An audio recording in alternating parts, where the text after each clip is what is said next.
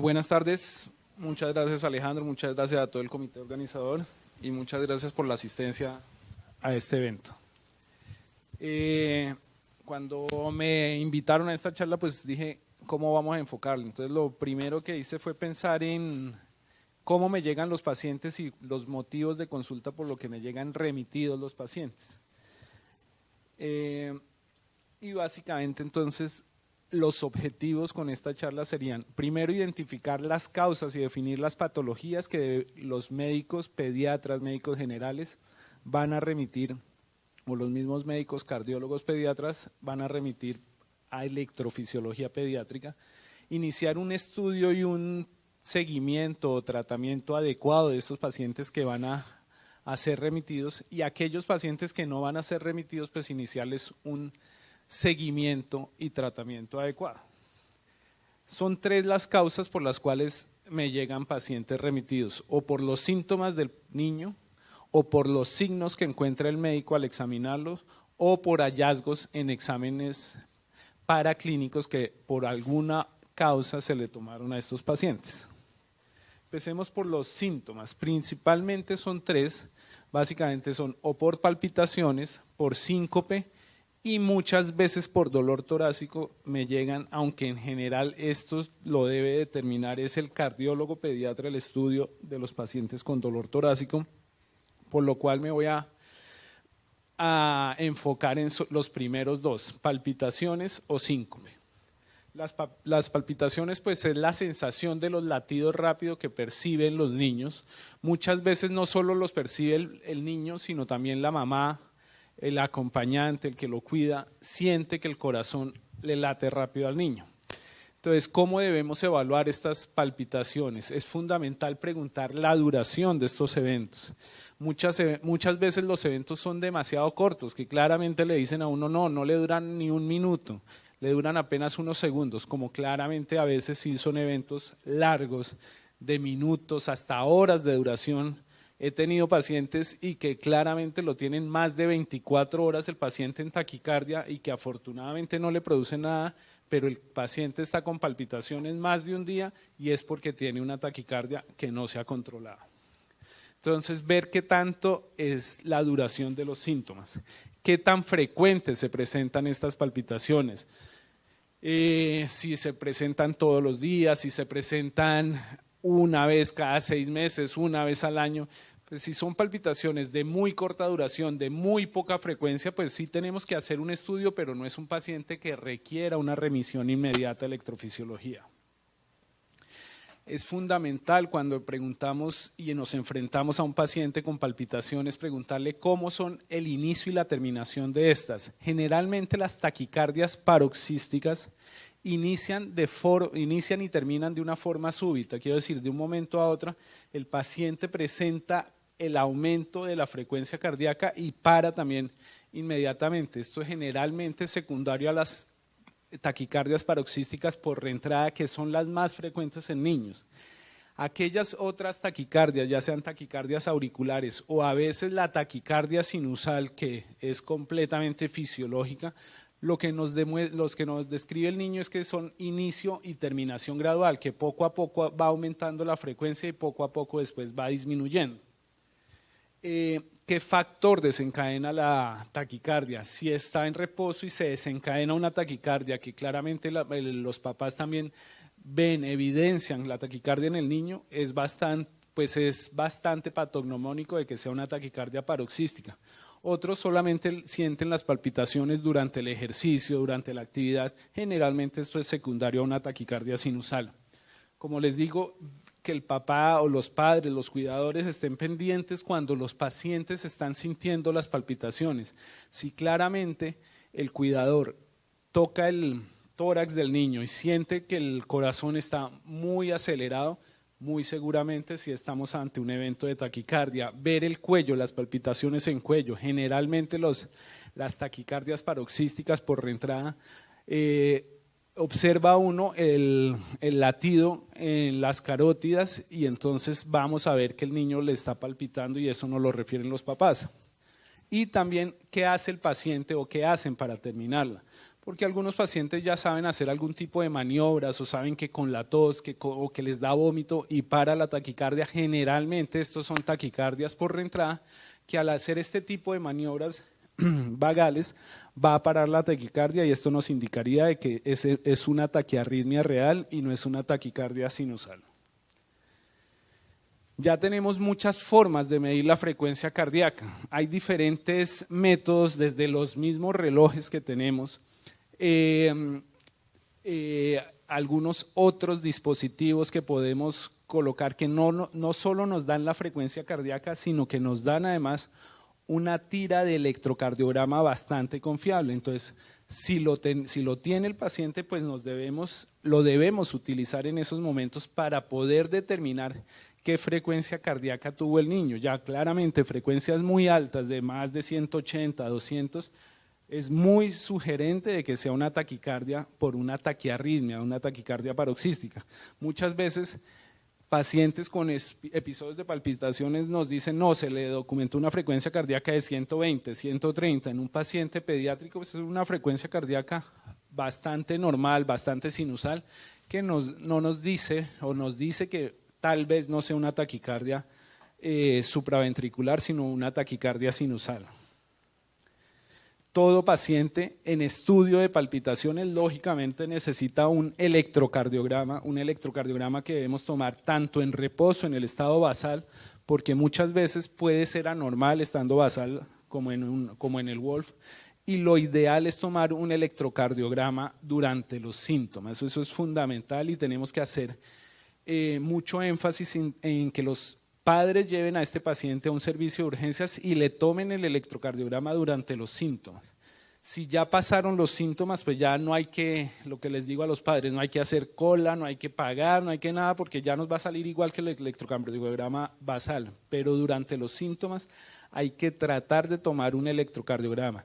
El electrocardiograma durante los síntomas es el que nos va a definir claramente el diagnóstico de lo que está pasando en ese momento.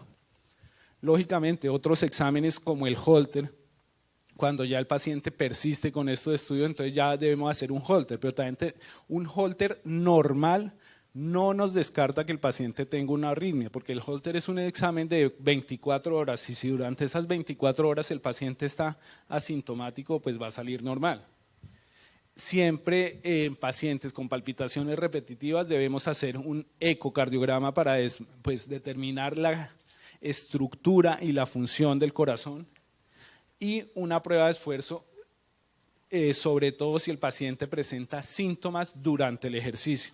Esto es un hallazgo que podemos encontrar en un electrocardiograma normal, en un electrocardiograma, basal de un paciente con palpitaciones. Esto es un síndrome de Wolff-Parkinson-White, como vemos tiene un PR corto, la onda delta, y claramente asociado a los síntomas, pues sabemos, así no tengamos un electrocardiograma durante la taquicardia, sabemos que lo más seguro es que está haciendo una taquicardia supraventricular secundaria al Wolff y que lógicamente requiere tratamiento. El Holter, podemos, si estamos de buenas, que en esas 24 horas del Holter el paciente presenta los síntomas, podemos evidenciar esto que es una taquicardia supraventricular por una reentrada, todo este trazo de taquicardia y que súbitamente para la taquicardia y entra en un ritmo sinusal. Y aquí esto es un electrocardiograma de un niño que siente palpitaciones. El examen físico lógicamente muestra ruidos cardíacos arrítmicos y claramente lo que está haciendo es un extrasístoles ventriculares en bigeminismo muy frecuentes. ¿Qué otros estudios ya podemos hacer en estos pacientes? Colocar monitores de eventos que ya son de muy pequeño tamaño, son monitores que se colocan subcutáneos, que nos van a dar una información del ritmo cardíaco de hasta 3 años, nos dura la batería de estos monitores. los estamos chequeando constantemente y ya ni siquiera necesitamos que el paciente vaya al consultorio para chequearlo, sino esto se puede medir en tiempo real en internet. Vemos qué eventos ha tenido el paciente y si son arritmias o si solamente es taquicardia sinusal. O ya en pacientes que persisten con episodios de palpitaciones, no, claramente parecieran arritmias, pero no se ha documentado la taquicardia, pues los podemos llevar a estudios electrofisiológicos. Básicamente el estudio electrofisiológico pues son el estudio de la parte eléctrica del corazón, donde introducimos catéteres intracardíacos y tenemos las señales locales intracardíacas con las cuales vamos a hacer un estudio completo de la actividad eléctrica del corazón. No solo este estudio, sino que si ya encontramos como tal una arritmia cardíaca, pues vamos a la ablación de esta arritmia y con esto el paciente queda completamente curado. ¿Cuándo entonces debemos remitir un paciente por palpitaciones? En pediatría, cuando son repetitivas, cuando son de larga duración, cuando claramente se le ha documentado una frecuencia cardíaca alta a estos pacientes por los diferentes medios que podemos tener, cuando tienen algunos otros síntomas asociados o hay hallazgos anormales, ya sea en el Holter, en el electro, en el ecocardiograma, prueba de esfuerzo, etcétera. El segundo síntoma por el cual me remiten pacientes son los síncopes. El síncope, pues es, como ustedes saben, es una pérdida súbita, transitoria del conocimiento que es debido a una hipoperfusión cerebral. Se caracteriza porque es de inicio rápido, de muy corta duración y recuperación espontánea y completa. Si cumple con esto es un síncope. El motivo de consulta de los síncopes pues es muy alto, hasta un 2% de toda la consulta externa pediátrica y un 3% de todas las consultas por urgencias en pediatría. Es el 6% de las hospitalizaciones. Es un importante problema de salud pública porque hay un gran gasto de los recursos de salud para estudiar pacientes con síncope que muchas veces no requieren un estudio tan exagerado, pero se hace. Y es el 15% por lo menos de mi consulta de los motivos de consulta a los síncopes. Muchas veces se vuelve un dolor de cabeza para los médicos el estudio de los pacientes con síncope y sobre todo el seguimiento de estos pacientes cuando es de forma muy repetitiva. El síncope es tan frecuente que hay estudios que demuestran que el 47%, casi un 50% de las mujeres y un 30% de los hombres han tenido un episodio sincopal antes de los 30 años. Quiere decir aquí que mínimo la mitad del auditorio casi que ha tenido un síncope en la vida. Y el 15% de menores de 18 años ha presentado síncope. Es más frecuente en las mujeres. Y el neurocardiogénico o el vasovagal es el más frecuente, que sabemos que es un síncope benigno, pero lo más importante es que el síncope cardíaco, que tal vez no se ve ahí, pero el síncope cardíaco es la segunda causa. Entonces, el síncope lo tenemos que enfocar muy bien, no para decir que todo es neurocardiogénico y que no tiene problemas, sino precisamente para identificar causas de síncope cardíaco que sí podrían llevar a una muerte súbita. Entonces, el síncope, las características, el neurocardiogénico, o sea, el vasovagal, el de buen pronóstico, generalmente va a tener un prodromos. Los pacientes siempre tienen síntomas antes de presentar el síncope. No requiere ninguna intervención para su recuperación y como ya dijimos, es de corta duración y la recuperación es espontánea y completa. Y la mayor parte de estos pacientes no tienen ningún riesgo de muerte súbita. Pero los síncopes cardíacos pueden preceder a muerte súbita y se ha demostrado que aquellos pacientes que tienen una causa cardíaca del síncope tienen un riesgo de muerte súbita por año de un 24%. Estos son los pacientes que claramente debemos pensar cuando estamos evaluando un paciente con síncope, porque si pensamos que el paciente tiene un riesgo de síncope cardíaco, debemos estudiarlo inmediatamente por este riesgo de muerte súbita tan alto. Entonces, ¿cuáles son las causas de síncope cardíaco? Básicamente son dos, o arritmias o alteraciones estructurales del corazón. Las arritmias las vamos a dividir en dos: bradiarritmias o bradicardias, que estas son las causas, principalmente bloqueo auriculoventricular, la disfunción sinusal o en pacientes con marcapaso la disfunción del marcapaso. Y las taquicardias, las más frecuentes en pediatría, son las supraventriculares, o sea, todas aquellas que son por encima de las de His y principalmente por mecanismos de reentrada auriculoventricular, por mecanismo de reentrada nodal, principalmente en adolescentes, ya otras menos frecuentes en pediatría como la auricular o el flúter, o las ventriculares que se presentan en mucho menor porcentaje, pero que hay que pensarlas, las que están asociadas ya sea a un corazón estructuralmente normal o a una cardiopatía estructural, generalmente posoperatorias, o a canalopatías. Canalopatías en pediatría las más frecuentes son el QT largo y la taquicardia ventricular catecolaminérgica. Por secundarias, síncope secundario a cardiopatía estructural, principalmente son aquellas secundarias a obstrucción, a los tractos de salida, principalmente entonces miocardiopatía hipertrófica, estenosis aórtica, hipertensión pulmonar, estenosis pulmonar, pacientes con tetralogía de Fallot, ya sea corregida o no, o tumores intracardíacos, o secundarias a anomalías coronarias en pediatría, anomalías primarias de las coronarias, o sea, origen anómalo de las coronarias o fístulas coronarias, o enfermedad pericárdica, taponamiento, derrame. Mucho menos frecuente en pediatría, lógicamente de gran importancia en adultos, secundaria a infarto de miocardio, disfunción valvular o embolia pulmonar. ¿Cómo evaluamos un paciente con síncope? Sin duda la anamnesis es lo más importante. Uno tiene que evaluar detalladamente y hacer unas preguntas muy exactas sobre cómo se presenta el síncope. El examen físico pues, nos va a dar mucha ayuda si el paciente tiene alguna cardiopatía estructural o arritmia, y siempre todos los pacientes con síncope. Diría que más que una glicemia, que generalmente no va a dar mucha ayuda porque el síncope por hipoglicemia finalmente no es que sea lo más frecuente, se debe tomar siempre un electrocardiograma en un paciente con síncope.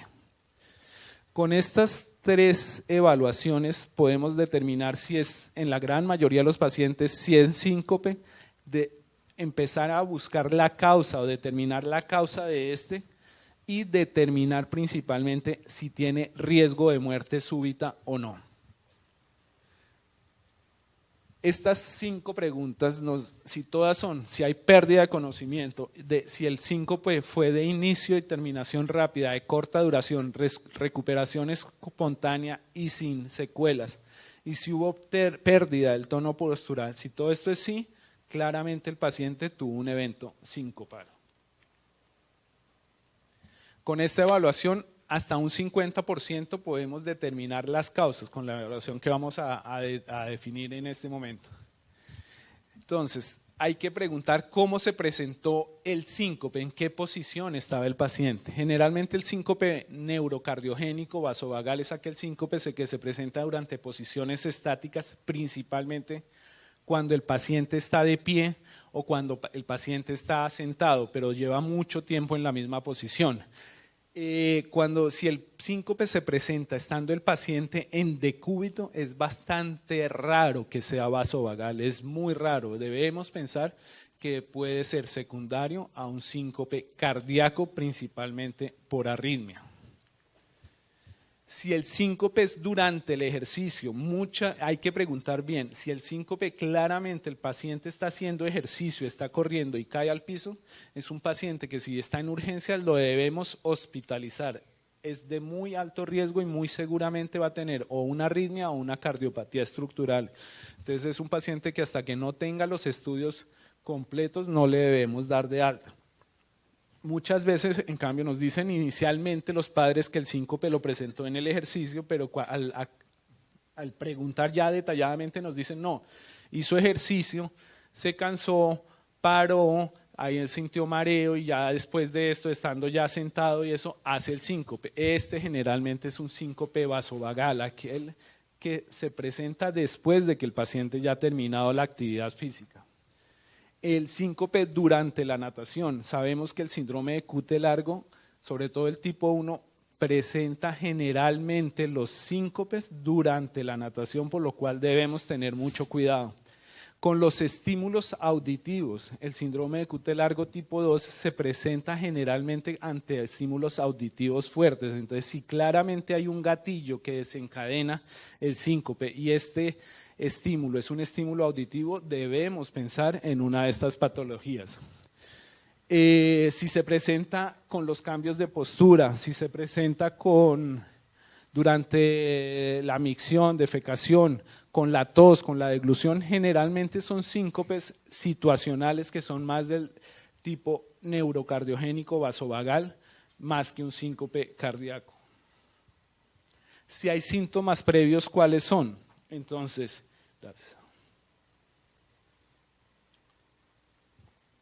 de alto riesgo básicamente cuando el síncope está precedido de dolor torácico, cuando el síncope está precedido de palpitaciones, debemos descartar arritmias o anomalías en la perfusión coronaria.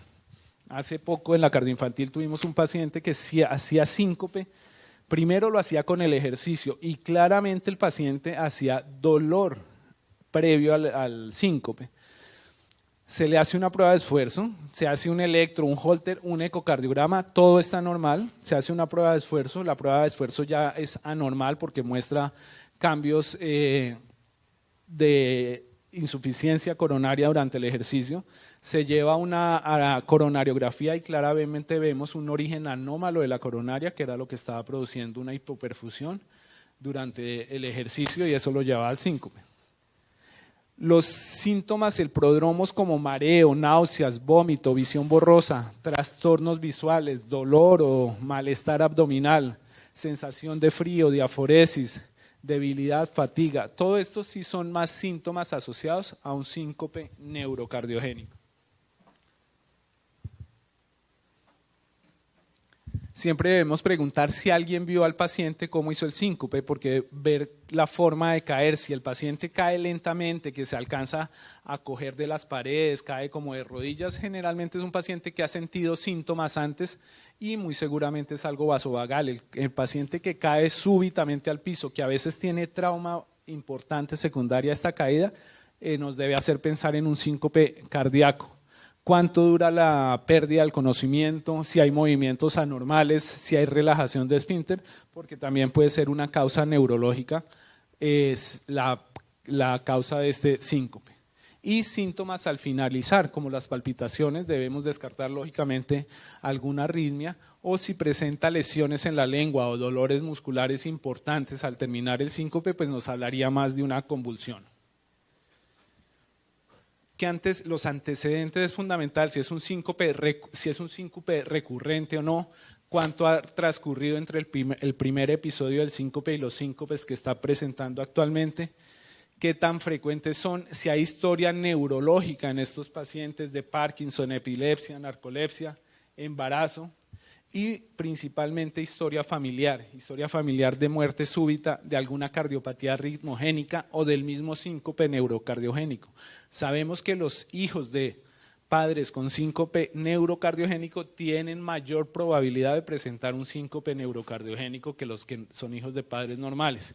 O si el paciente está recibiendo medicamentos, evaluar qué medicamentos está recibiendo, si estos prolongan el QT, si estos son proarrítmicos o si está recibiendo diuréticos antihipertensivos que lógicamente nos pueden llevar a una baja en la tensión arterial y nos pueden producir síncope. Siempre, como les dije, necesitamos un electrocardiograma y básicamente pues estos son los exámenes que podemos hacer para el paciente del síncope. Lo debemos remitir al electrofisiólogo pediatra cuando es un síncope recurrente. En todo paciente con sospecha de síncope cardíaco lo tenemos que remitir, o cuando en los estudios paraclínicos que hemos realizado tenemos alguna anormalidad. Otra causa, como les decía al inicio, de remisión de los pacientes a la electrofisiología es por los signos, que básicamente ya va a ser por taquicardia, bradicardia o alteración en el ritmo como extrasístoles. Vamos a empezar con las taquicardias. La incidencia de las taquicardias en pediatría pues no es despreciable, se presenta entre uno de 250 a uno de 1000 pacientes pediátricos por año. La más frecuente sin duda es la taquicardia supraventricular y principalmente las taquicardias mediadas por reentrada auriculoventricular y en un 5% las taquicardias ventriculares. La gran mayoría son idiopáticas. ¿Qué quiere decir idiopáticas? Que el corazón es estructuralmente sano, pero y solamente tiene la alteración de la parte eléctrica del corazón. En un 15% están asociadas a algún tipo de cardiopatía congénita, por eso igual todo pasa.